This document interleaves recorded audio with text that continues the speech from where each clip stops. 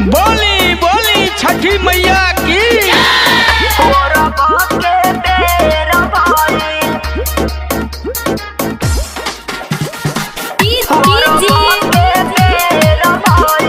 मिठू राजा, मिठू राजा, राजा परसोनी।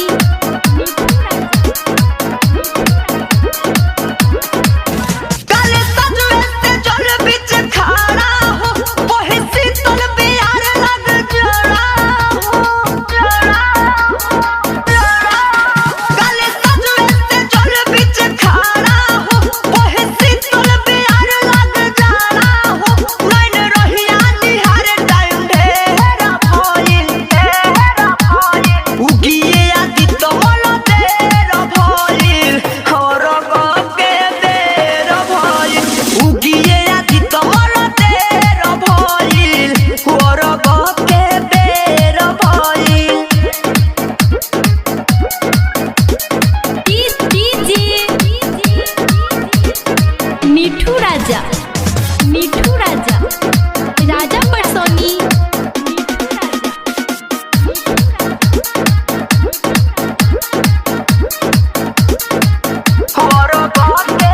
हाथ जोड़िए बाबा राउर धोइले बनी धयनवा भोर के लालारी बिना छछनो तवे नयनवा पके ललकी लालाई के सहारा हनुजी करी बरतिन के नैया किनारा हनुजी कोहे कल पीती वैया बेर भइल उगिए आदि तमल तेर भइल और भके बेर भइल उगिए आदि तमल तेर भइल और भके बेर भइल।